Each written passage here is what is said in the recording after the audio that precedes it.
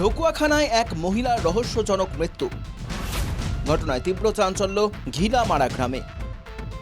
Karbi আংলংয়ে polling অফিসারের রহস্যজনক মৃত্যুর পর এবার ঢকুয়াখানায় আরও একটি রহস্যজনক মৃত্যুর ঘটনা। রবিবার সকালে ঘিলামারা গ্রামে রহস্যজনক অবস্থায় উদ্ধার হয় এক মহিলার মৃতদেহ। মৃত মহিলা গ্রামের বাসিন্দা জয়ন্ত হাজারিকার স্ত্রী। এই খবর চাউর হতেই সারা গ্রামে তীব্র চাঞ্চল্য দেখা দেয়। জনমনে দেখা দিয়েছে একাধিক প্ৰশ্নেরও।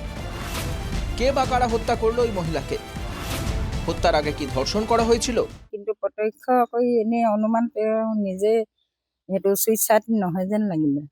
সেইটো মানে তেওঁ একেবাৰে সম্পূৰ্ণ ফিট হৈ পৰি আছে, হাত দুটা ভৰিকেইটা একেবাৰে সম্পূৰ্ণ এইটো অৱস্থাত আৰু মই নিজে চুইচাইড কৰিলে কিবা এটা নহয় কিবা এটা আমি তাৰমানে সন্দেহযুক্ত। সেই বিষয়ে পোষ্টমৰ্টমৰ ৰিপৰ্টত কৰিব দেখোঁতে মানে এজনী ধৰি লোৱা এনেই আত্মহত্যা কৰিবলৈ হ'লে যিকোনো মানুহ অকণমান কিবা এটা বেকা বেকি কিবা এটা হ'ব। আমি এনেই মহিলা হিচাপে কিছুমান প্ৰত্যক্ষ হিচাপে ধৰিব পাৰিছোঁ।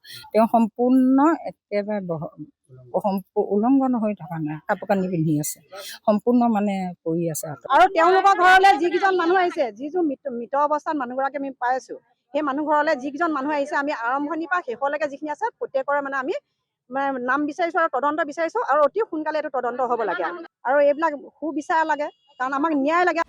খবর পেয়ে ঘটনাস্থলে উপস্থিত হয়ে মৃতদেহ উদ্ধার করে ঘিলামারা থানার পুলিশ। জনগণের অভিযোগ ও তথ্যের ভিত্তিতে শুরু হয়েছে পুলিশের তদন্ত। ময়নাতদন্তের জন্য মৃতদেহ পাঠানো হয়েছে লখিমপুর মেডিকেল কলেজ ও হাসপাতালে। দাম্পত্য কলহের শিকার হলেন নাকি ওই মহিলা, নাকি কোনো দুষ্কৃতী তাকে হত্যা করেছে?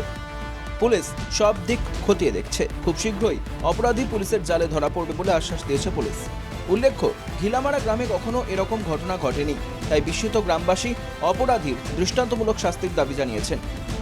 ঢকুয়াখানা থেকে পুলক জ্যোতির বড়ার রিপোর্ট, NKTV বাংলা।